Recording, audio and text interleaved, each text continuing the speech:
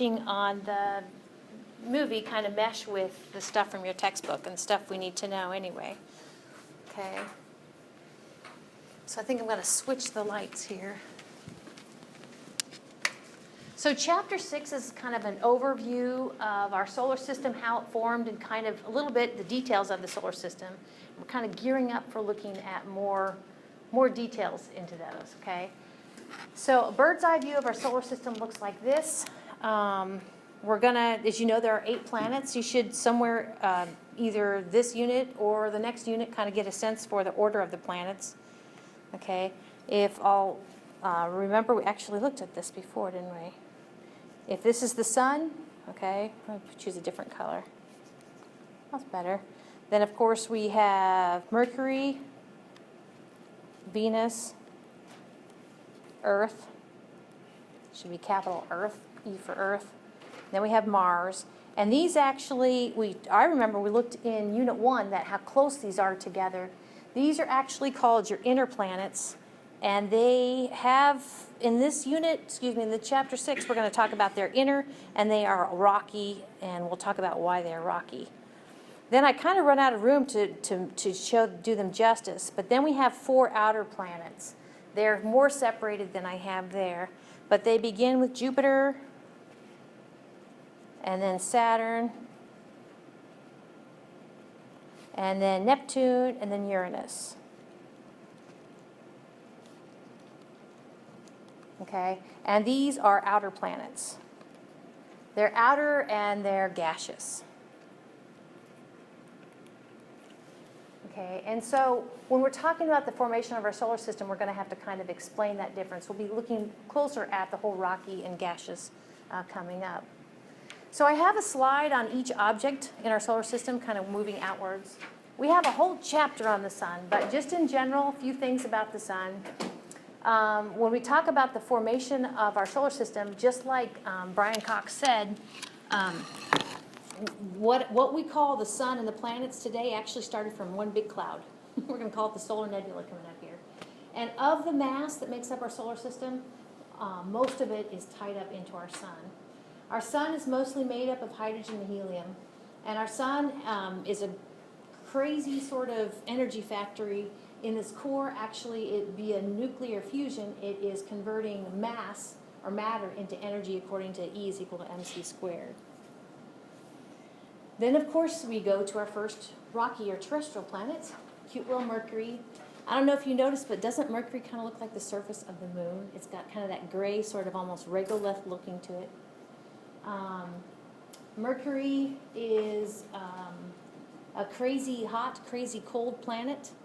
Okay, the side that's next to the sun is really hot, and the back side is really cold. It just rotates painfully slowly. It's like if you go to Walmart and have the chickens turning on the spigot, okay, it's like the spigot's broken. Okay, it's really hot next to the heater and really cold on the other side. Okay, so we'll be talking more about Mercury. Really cute though, isn't it? Venus. The Russians back in the 1970s actually landed a space probe on the planet Venus. Venus is really hard to see through the clouds, its cloud cover. Its cloud covers make it really shiny, though. Right now, Venus is actually a morning planet. Venus, because of its clouds are great, just chock full of carbon dioxide, which is a global warming issue here on Earth. Greenhouse effect is a runaway on Venus because of the carbon dioxide in the clouds. Then, of course, we go to Earth. We're really finding out that water, like H2O water, is definitely kind of strewn throughout the solar system. But ours is the only planet that has, on the surface anyway, liquid water, solid water. And of course, in our atmosphere, we have water vapor, water gas. Now, one of the things we're going to have to explain is I have a slide, actually it's a figure from your textbook, that shows all of the planets, and one of the columns says how many moons the planet has. Now, I didn't say, but Mercury doesn't have any moons. Venus doesn't have any moons. The anomalous moon that we have is humongous big for our size, okay? Mars, the last terrestrial planet, has 2 moons, but they look like potatoes. They really do. And then on gaseous planets, they have all sorts of moons. Okay, so that's one of the differences between terrestrial and. But the moon that we have is kind of odd that we have it. Then we get to our last terrestrial planet, Mars. Mars is a hub of activity. Oh my gosh, they have that movie coming out about the guy who's on Mars. I'm so going to see that. It's a good book. Is it? Oh man. Well, sometimes the movie doesn't make it as good as the book was, so I hope they do a good job of it. But Mars has all sorts of like rovers on it. The last one was, I believe, Curiosity, maybe a couple years ago. But it's also got like, we have rovers roving around on Mars, sending us back images. It's awesome. And then we also have like satellites orbiting Mars. Okay. So you can actually see that big old boo-boo when we talk about Mars in Unit 3. Okay, that's Valles Marineris. Valles Marineris. It's a big old crater that basically is the width of the United States. Okay.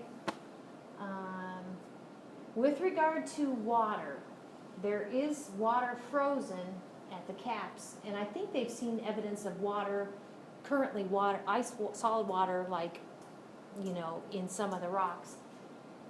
We definitely see that water once flowed on Mars, because some of the water erosion that we see on Earth, we see it on Mars. Definitely water, liquid water erosion. But no signs of liquid water now. Then, of course, we go on to, we kind of skip the type, we change types of planets. So from Mars, we go to Jupiter. And I mentioned that if your seeing is good through the telescope, you can actually be able to see some of these bands through the telescope. They won't look that distinct, but you'll actually see kind of the. And the thing about Jupiter and Saturn and Uranus and Neptune, they all have bands. Okay, and one band goes this way. Okay, one band goes that way. The other band goes this way. It like alternates. It's what called differential rotation. Okay, they alternate the direction that they go. Which, if you can almost kind of think of clouds, one set of clouds going this way, another set of clouds going that way. Can you kind of see where they're rubbing up against each other, possibly ready to make all sorts of storms and things like that. So that's Jupiter. Jupiter is the biggest of all of the planets. All of the gaseous planets are big, but Jupiter's the biggest of the big. It's mostly made of hydrogen and helium. You can't stand on its surface. All of the gaseous planets have bands. All of the gaseous planets have moons. You can't see them, but actually Jupiter has rings too. But to think of the rings, of course, like Brian Cox's favorite planet, if you couldn't tell. He's so funny. He gets excited about things, as he should. So, of course, this is Saturn. And just like he showed you through the telescope, just like Galileo said, you can actually, they look a little bit like ears. The thing about Saturn's rings is that depending upon how it's kind of angled, sometimes you'll see the rings edge on, and it'll just look like a line. It's pretty boring. Sometimes you'll see the rings like this, more like a face on, and that's very pretty.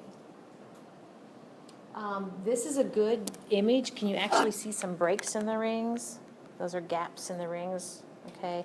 And kind of, so I thought the video did a good job there. Lots of moons.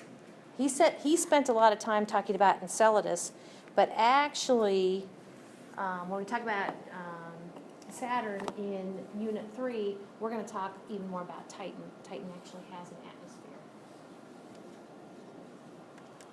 Okay, after Saturn comes Uranus. And does it almost look like it's tipped? Okay, so you see, instead of, rings go around the equator. If you're like, oh, I bet rings go around the equator, you're right. So here's the kind of the equator region of Uranus. So actually, this would be the axis of rotation of Uranus. And actually, a feature of Uranus, and we're going to have to talk about it coming up, is that its axis of rotation, you know how the Earth's axis of rotation, if this pen is the Earth's axis of rotation, instead of being perpendicular with the plane it orbits, it's tilted 23.5 degrees. Well, Uranus is tilted like, I think it's like, is it 91 or something, or yeah, 90, 91, something like that. It basically lies, maybe it's 89. It lies in the plane of the ecliptic. So instead of like this, it basically rotates like this as it orbits. It rotates this. Okay, so its seasons, I shouldn't have used that. It goes like this. Okay. Does one of the poles point at the sun? Yes, exactly. So if the sun's kind of in here, in this region, it goes like this. Okay, so like kind of what you're saying, when it's here, this hemisphere is very hot. Okay, when it's over here, this hemisphere is very hot, and this hemisphere is cold. So yep, this would be its equinoxes, solstice, equinox, solstice. So, yep, it is crazy. We talked a little bit about atoms and how atoms can join together to make compounds. I think atoms are amazing. But the fact that actually in outer space you can get 3 atoms to get together to make a water molecule, or in outer space you can get 4 atoms, 1 nitrogen and 3 hydrogens to get together to make a molecule, that is amazing to me. Okay. CH4 is methane. Okay, so actually can you see where it looks blue? We kind of have 2 orange planets, gaseous planets, and then 2 blue planets. So Jupiter and Saturn are both kind of orangish, have similar chemistry. And then we have Uranus and Neptune that are blue boys. And they're both blue because of CH4, which is methane. You won't see it on this test, but I bet you'll see it on the next test. CH4, methane, I'll put is equal to blue.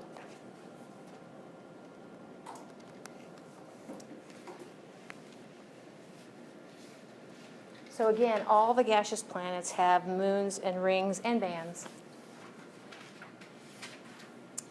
So there's the other blue buddy. After Uranus, we have Neptune, and that is the outermost planet in our solar system.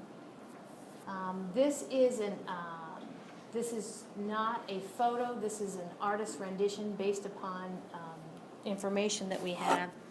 But you can kind of see a tilted axis for Neptune. Okay, and you can see the ring around Neptune. All right.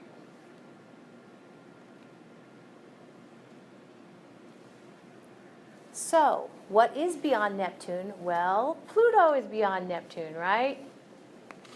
Okay. So I think we've already talked a little bit about Pluto. I'm going to kind of remind you how this goes. But in 1930, Clyde Tannenbaum actually discovered Pluto and dubbed it a planet. Okay, but in 2006, what got Pluto demoted basically was another object called Eris was found out beyond Pluto's orbit, also orbiting the sun. Okay. So it was demoted because they finally came up with a definition of what a planet is. You would think they would have done that before. This is a Hubble Space Telescope image of Pluto. For those of you who have been following the New Horizons spacecraft, so I can't remember, it maybe took 9 years. So anyway, NASA launched a spacecraft called New Horizons. So it sped out towards Pluto. And when you send something out that far, you're never quite sure. So it's kind of fun to see the engineers get all excited when it was successful. So in July, just a few months ago, actually, New Horizons approached Pluto, and they didn't have, I think it was dollars or energy or something. They couldn't insert it in orbit. So the best thing that New Horizons could do is take lots and lots and lots of pictures and then go about its merry way. So New Horizons is past Pluto now. Okay, it gets some really good pictures. In fact, New Horizons, something about it sent some images right away, and then more images are still dribbling out, okay? Because it had to be careful, I don't know. It's make sure you get your data, grab your data and go, but be careful sending your really good data, that sort of thing. So Pluto, and there are even better images since these, but these were some of the kind of the New Horizons images that came back from Pluto. Before New Horizons had gone, they had no idea. Okay? You see what the Hubble Space Telescope pictures of Pluto, and you see actually New Horizons fly behind it. I'll have to dig up those kind of even cooler surface pictures. But do you guys see the heart in Pluto? I do. They got so excited. Here's the heart in Pluto. Yeah. Okay, so this is Pluto. And this is actually a large moon that orbits Pluto called Charon. I've heard it called, kind of pronounced a couple different ways. But Charon is so large compared to Pluto that basically instead of the moon, Charon, orbiting Pluto, they orbit what's called a common center of mass. So basically somewhere between Pluto and Charon is a sweet spot, and they kind of dance around that. Okay, it's because Charon's so darn big. Pretty cool. So why was Pluto demoted when in 2006 they came up with a definition? Well, so now in order to be a full-fledged planet, you need to orbit the sun, and Pluto definitely orbits the sun. You need to be spherically shaped, and actually the whole spherical shape has to do with you have to have a minimum mass to make that happen. Okay? Basically over time, if you've got a certain amount of mass, it's automatically going to reshape itself. But to be a planet, you need to have cleared your orbit, clear the orbit that you, the potential planet, is bopping around in. So here's the deal. If you were to go out and look at the path that Pluto takes around the sun, there are leftover crumblies there. It has not cleared its orbit. So that's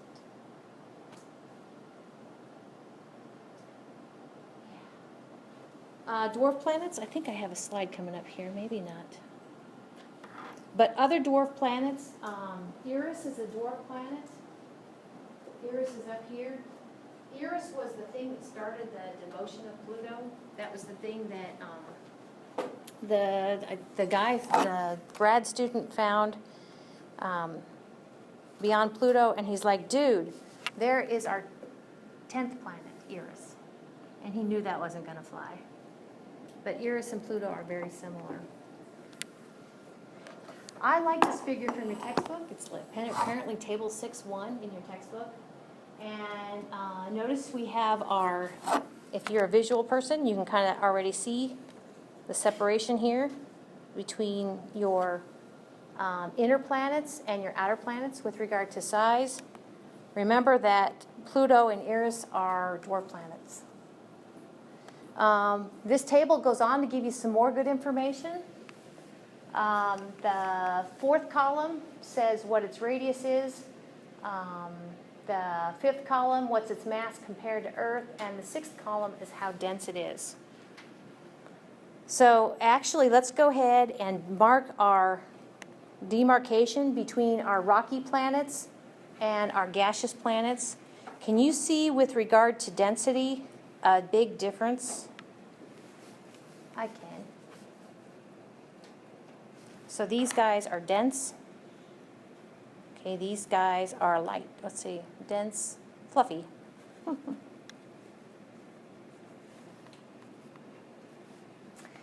Water has a density of 1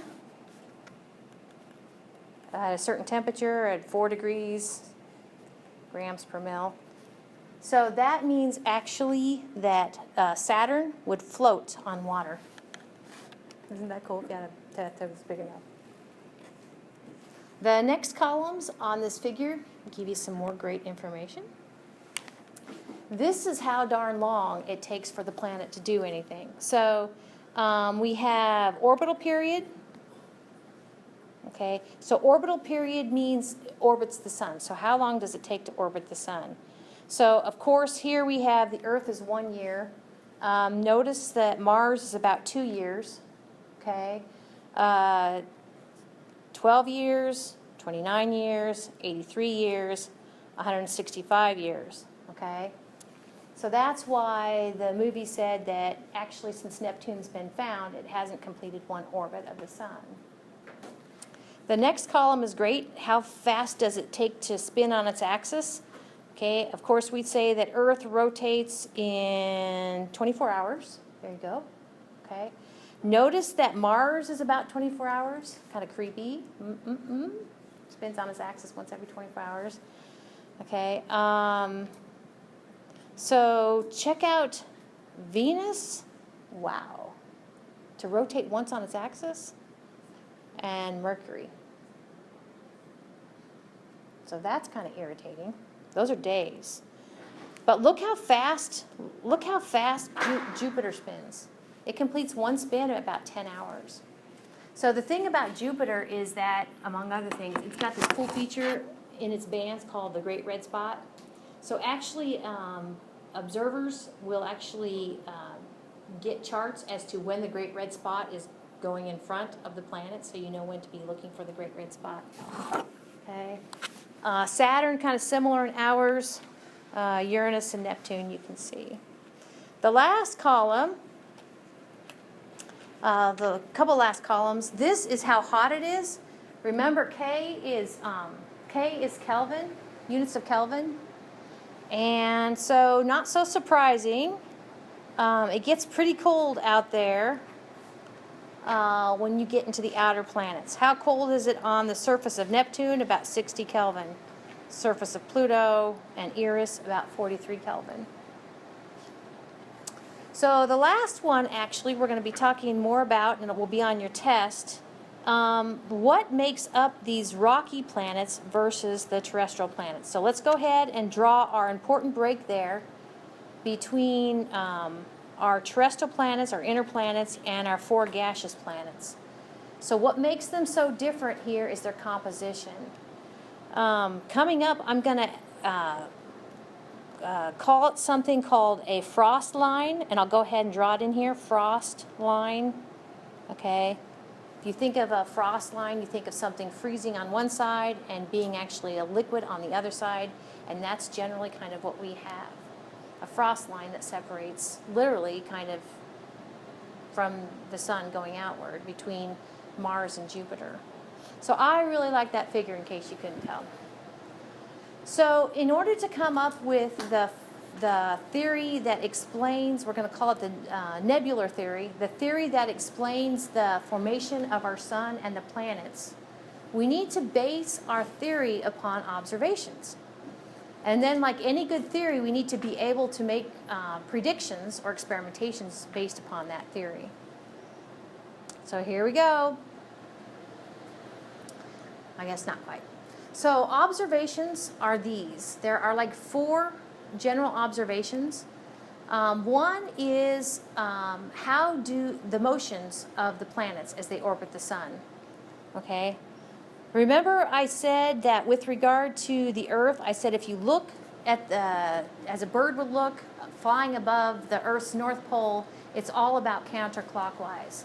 So I said that the Earth rotates counterclockwise on its axis, and the Earth orbits the sun counterclockwise.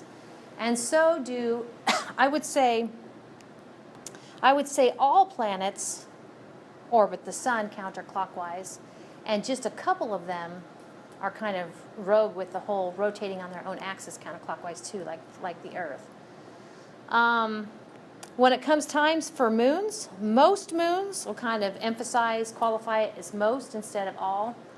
Most moons actually orbit their planet and rotate on their axis also counterclockwise. So that's the first general thing to, whenever we put together a theory, it needs to explain that observation. Another observation is exactly what we've been talking about, that there are 2 major types of planets. Okay, there are the inner rocky planets and the outer terrestrial planets. Now actually for your test, and I feel like we've already kind of did this on the previous slide, but for your exam this semester, you're going to want to be able to kind of compare and contrast the terrestrial planets. We'll be talking more about this. But the 4 that are closest to the sun, we saw that they're denser, they're smaller, and they're made of rock. Okay, they have a hard surface to stand on. They generally have no moons. In contrast to the Jovian planets, they're larger, they're less dense, they generally have moons, no surface to stand on. They have rings, okay, and bands. So that was 2 of the 4 observations. The third observation is this one, the fact that, and actually I'll put the word leftovers, or I'll highlight the word leftovers. It may even be the word you're looking for. There's a chapter, I think in the next unit we're going to talk about just dedicated to asteroids and comets and kind of leftovers. But why do we have asteroids and comets, and what do they look like? I'll go ahead and put the word test, as I'm preparing this anyway, for fall 2015. And actually you have a homework question. I'm going to try to explain in this chapter. What's the difference between an asteroid and a comet? Well, just like the terrestrial planets we've been talking about, asteroids are kind of like those, okay? Comets have an extra component. They have an icy component. In the video that we watched before break, we saw that actually Saturn's beautiful rings are made of ice. So actually, we're going to see that comets come from the outer regions and asteroids come from the inner regions. So they're kind of the analogs of gaseous planets and terrestrial planets. Okay, so we need to explain why that they are there. We also need to be able to explain that there are a cluster of asteroids located in what's called the asteroid belt. Okay, asteroid belt between the last terrestrial and the first gaseous planet. Okay, why is that there? And where are the comets located? Well, they are located beyond Neptune's orbit in 2 locations. And we'll be talking more about this later on in the course. The 2 locations are the Kuiper Belt, which I know we've talked about before. The Kuiper Belt, remember, basically lies in the plane of the ecliptic, and the Oort cloud is much beyond the Kuiper Belt.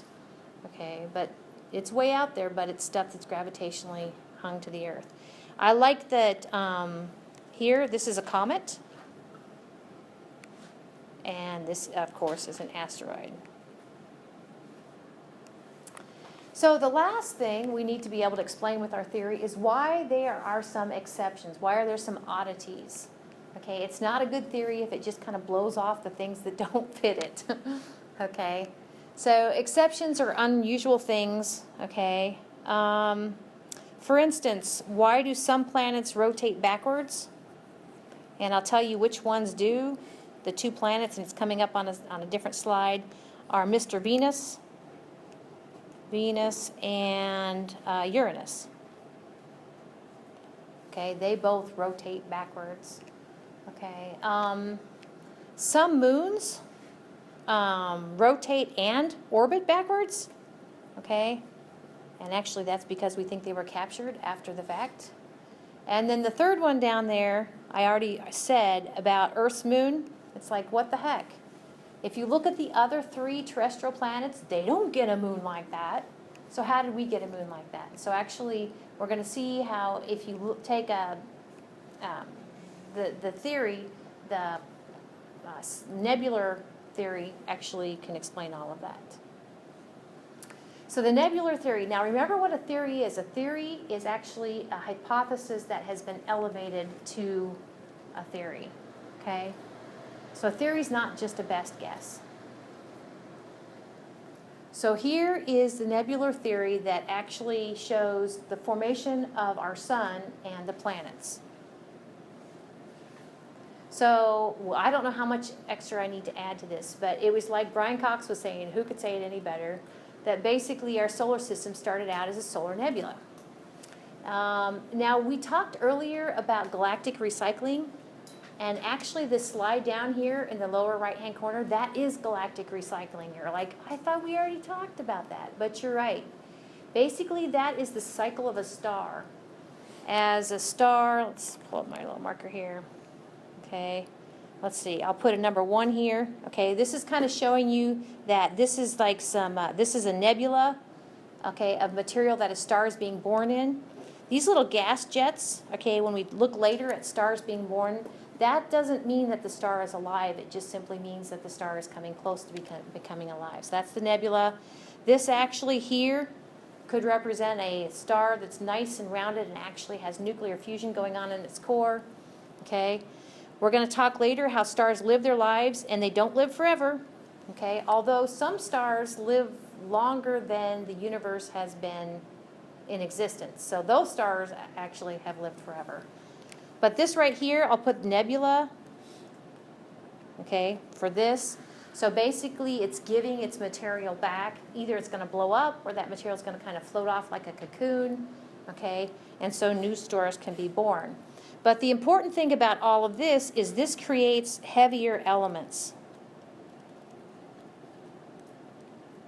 Okay, we've talked about that as stars do their nuclear fusion bit, they create heavier and heavier elements, galactic recycling. Okay, and the cool thing about it, and I've got some slides, some photos coming up here in a minute, is we need to, any theory you come up with, you need to be able to apply it to other things. So actually we do see this process of galactic recycling and basically the nebular theory to explain the formation of our own solar system happening in other nebula for other stars. So back to our neighborhood, the solar nebula, okay? Kind of from left to right down there, it was a large nebula and it got smaller and smaller. Now I like what Brian Cox said. He mentioned something about why would this want to go ahead and begin contracting and all? Well, it needs some sort of stimulation, okay? And it could have been an explosion of a nearby star, or it could actually sometimes be two giant molecular clouds running into each other. But once it becomes contracting, okay, a few things happen, okay? We talked in Chapter 4 that if you make something smaller, like we're making something smaller like this, actually you are converting gravitational potential energy into something else. You have less gravitational potential energy there clear over at the right than you do at the beginning. So it actually ends up creating kinetic energy, thermal kinetic energy. So what happens is that it gets smaller and it gets warmer, okay? And if it has rotation, spin to it, that spin needs to be conserved.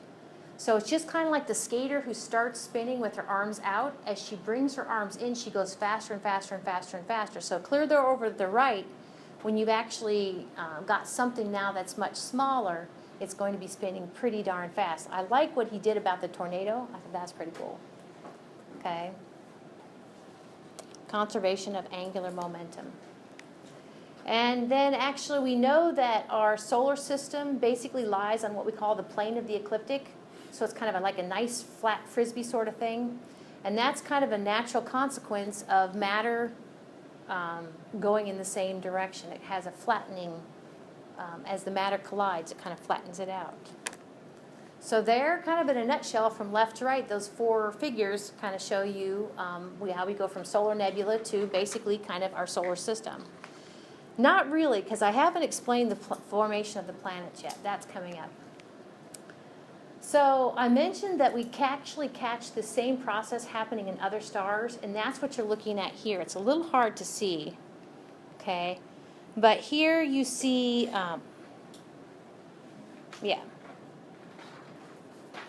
Remember I said that those jets of gas don't necessarily, or those jets of energy don't necessarily show you that the star is alive. We're actually going to kind of see that those are actually kind of last gasps that the protostar kind of squirts out its poles before it turns on.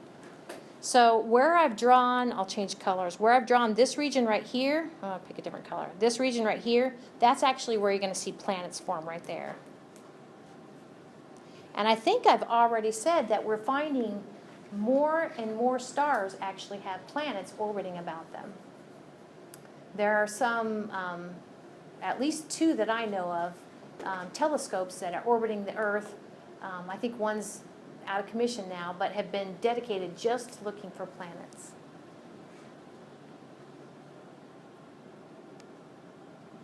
All right, so speaking of planets, let's talk about kind of the planet formation. Planet formation kind of reminds me here in Iowa, you know, I'm sure you guys have all gotten out and played in snow, okay? Planet formation kind of reminds me of making a snowball, okay? So with the snowball, you need to start with kind of a little blob, and that's what I'm talking about, these seeds thing. Now, in order for, I think this snowball analogy is going to have to basically stop, but in order for matter to kind of be able to kind of gather together and create a planet, it can't be a gas. It needs to actually be what we say condensing. You know how water condenses from a gas to a liquid? It can't be a gas. Okay? So actually, as it turns out, you see the frost line up there. Okay? Of course, the terrestrial planets are on the hot side of the frost line, and the Jovian planets are on the cool side of the frost line. Okay? This actually is a figure that you're going to need for your homework and also kind of be able to study for the test. I know it's kind of small, but I can see if I expand it here, actually this is table 6.3 from your textbook. And it says that the solar nebula actually had 4 things in it. And these are the 4 ingredients of the solar nebula. They are listed in decreasing amounts. So that's to say that actually this little balloon up here, okay, hydrogen and helium, that was 98% of the solar nebula starting out that was going to make the sun and the planets. Okay. Then we had hydrogen compounds, which I love hydrogen compounds.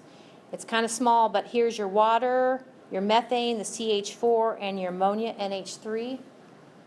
Okay, that's the second most abundant.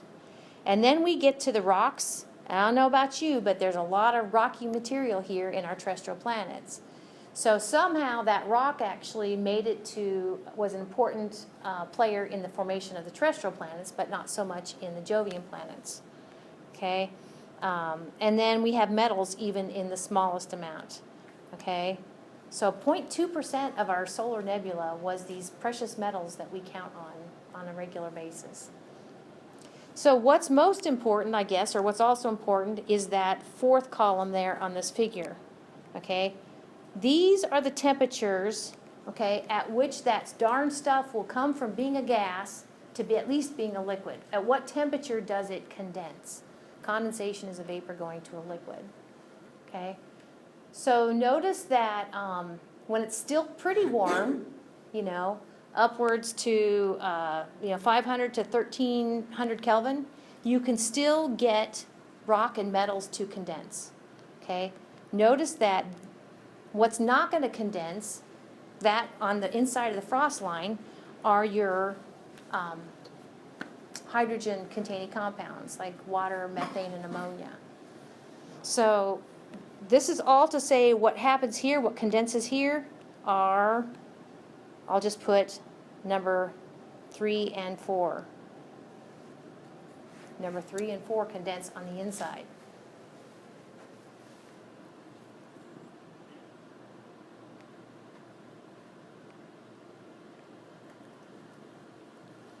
Okay, so I said you start with the seed to go ahead and kind of get this process started, but it has to be cool enough for that material to go ahead and condense. Okay.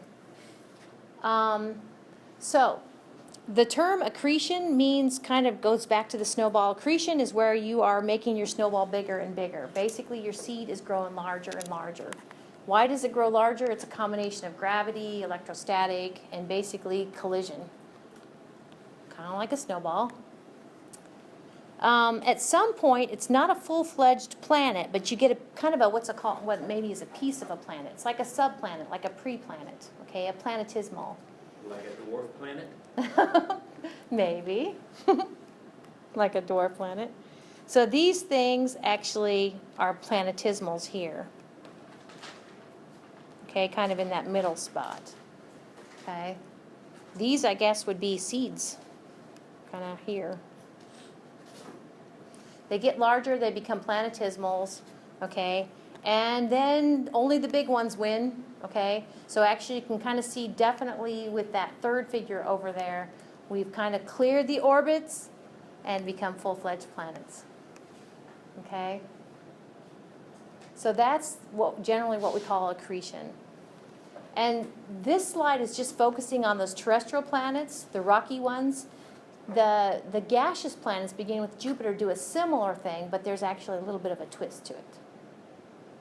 Okay, so these are the inner rocky ones. So for the gas giants, beginning with Jupiter, Saturn, and then the blue guys, Uranus and Neptune, they're very similar, but they're farther out. They're on the other side of the frost line, so bada boom, now you get that extra bit of stuff that can go ahead and condense. Now you get, what is that, number 2? Okay, number 2 can condense there.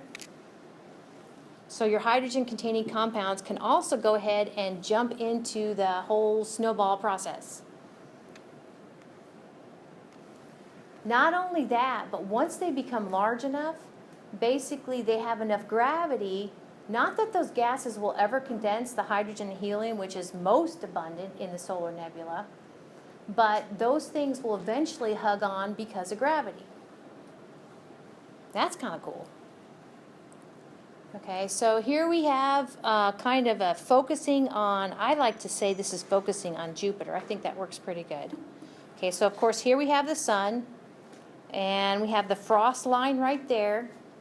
Okay, so you have your accretion going on with your inner planets, trying to kind of focus on one of the gas giants, okay?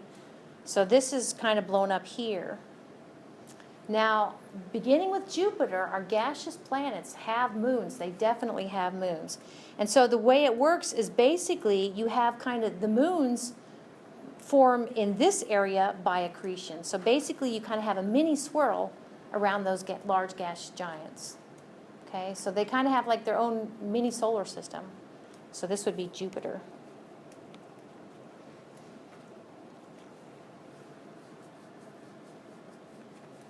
Okay, so we know, and I'll kind of tell you one of the last slides coming up is how we know this date. There are some dates in astronomy, not astrology. Oh my gosh, I had a friend the other day that called this astrology. There are some dates in astronomy that you should know. This one is 4.6 billion years. That's about the time that our sun turned on. Our sun began fusing hydrogen in its core, okay? So when any star turns on, it creates what's known as solar wind. Our sun is still blowing solar wind in all directions. Okay, the solar wind creates what we call the heliosphere. You might have heard people talk about it. It's this big bubble. We're like Bubble Boy, right? We are like protected by the heliosphere. So what happened then, actually, with the whole solar wind thing, is that if you look, if I number these from the top to the bottom, 1, 2, 3, 4, etc., we'll call this 1, 2, 3, 4, and 5. Okay, if you look at between frame 4 and frame 5. The difference is that all kind of the extra little dust and stuff has been cleared out of our solar system. And so between 4 and 5, the sun turned on, and the solar wind cleared it. Oh, yeah. Is it raining? I heard the thunder.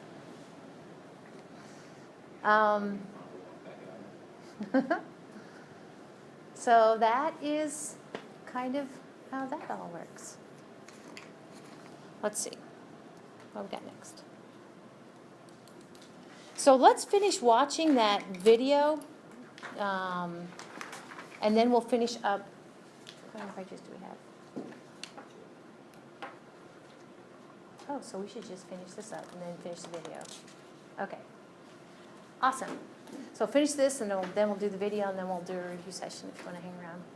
So like I said, we have a whole nother chapter just dedicated to kind of these leftovers of our solar system. But let me show you. If I go back to here, let's see. I guess this would work. Can you almost see how there's kind of crumblies here? I mean, there's crumblies along the way that just doesn't make it to part of a planet. And actually, as I look really closely to this, the number 1, 2, 3, 4, 5. Number 5, actually, there are some crumblies here. Okay, these are leftovers that didn't make it. Leftovers fall into 2 categories. They're either asteroids or comets. And I kind of mentioned this a minute ago. Asteroids are more like the terrestrial planets, and comets have that icy component, so they actually formed on the other side of the frost line. Okay, so it's not a stretch to kind of imagine that early on in our the history of our solar system, there were planetismals, and there were kind of little seeds that actually didn't become part of a planet. And they may not have been blown away by solar wind. So we had this heavy bombardment period. I've heard it described, if you look, when we get to look at the moon through the telescope next Thursday night, we're going to see the moon it's got some craters. The far side of the moon has even more craters than the near side, which is what we're going to be able to see. But a lot of those craters were formed during this heavy bombardment period. This heavy bombardment period actually is a player in creating the anomalies that we need to explain with this nebular theory. Okay. So, honestly, the water that's on all of the planets, most notably that we see on, Mercury through Mars, that water was deposited by comets that crossed the frost line, ran into the planet, and just left its water. So, exceptions. How about moons orbiting the wrong way? Well, moons that orbit the wrong way, like these moons of Mars that orbit the wrong way, do they not look like potatoes? I'm just saying. And you can see their names underneath, Phobos and Deimos. Okay, they even sound evil, but they're not. So they actually orbit Mars clockwise instead of counterclockwise. But it's most likely that, just like Dr. Cox said on the video, they got too close to Mars and were captured in the gravitational field and just never left. Okay, so that's how to explain those. Well, what about Earth's moon? Okay, well, Earth's moon actually has something called the collision ejection theory, which I don't think I don't emphasize this using this textbook. But basically, we got our big old beautiful moon because early on, when the sun, was doing its thing, right? I believe the sun had turned on, before 4.6 billion years ago. An impactor about the size of the planet Mars, I think it's called Theia, ran into Earth. Okay. And when that impactor ran into Earth, it basically part of Earth's crust flew into outer space and began to orbit the Earth. So it's kind of like, the Earth was still kind of ooey gooey, so we definitely had some molten material. So that molten mass that was flung into outer space to orbit the Earth actually turned into the moon. Okay, and why do we think that's true? Well, actually, the moon rocks that were studied from the moon support the fact that they are very similar to Earth's highland material. The other thing is such an impact could explain why the Earth's axis of rotation is not straight up down, but it's tilted. A twofer there.